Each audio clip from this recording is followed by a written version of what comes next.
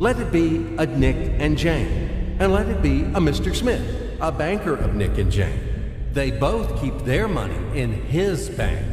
That's why we use the title Mr. Smith with respect. Nick really wants to buy, well, let's say Jane's bicycle, but he has no money. More precisely, he has money, but not enough, only $10, while Jane wants $100 for her precious bicycle. That's a problem. What should Nick do? Well, this bicycle is so desirable. He gives Jane his $10 as a deposit and asks plaintively not to sell the bike to anyone. He says that he will bring the rest of the money soon. At the same time, he runs to his bank, to the respected Mr. Smith, to get a loan for the missing $90. As ill luck, Mr. Smith has no money at this moment, but he knows perfectly about $10, which Nick gave to Jane. And where will Jane bring his money to? That's right.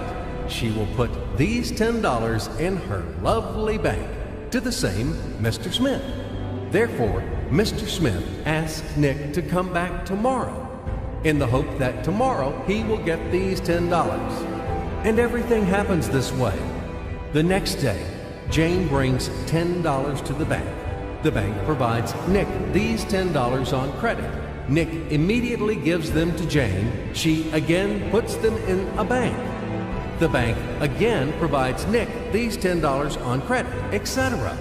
As long as Nick the fool will gather enough money for the bicycle. Don't you get confused yet? Be patient, I told you. These demons have been trying to confuse you during 1,000 years.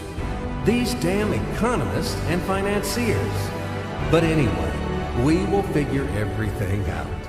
So what do we have in the end? Nick finally got the bike from Jane. Wow!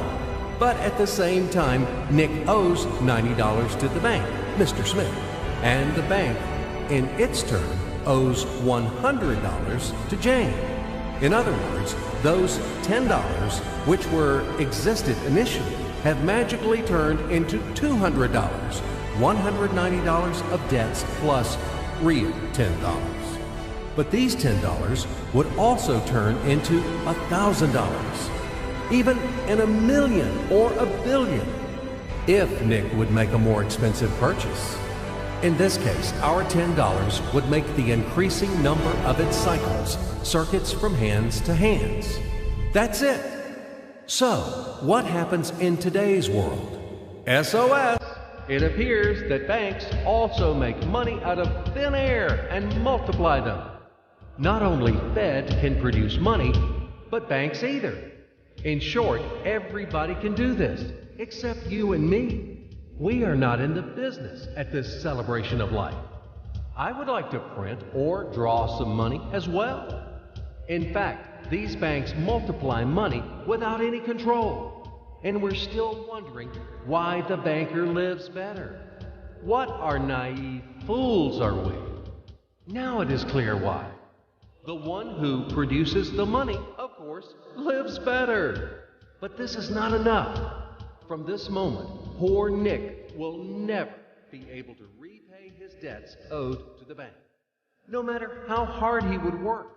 Silly Nick doesn't know it yet, that he's in slavery to the bank, in credit bondage forever, because those $90 which he owes to Mr. Smith do not exist in nature at all.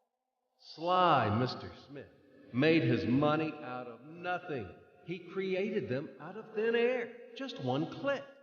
And $10 turned into $200. Yes, but you can object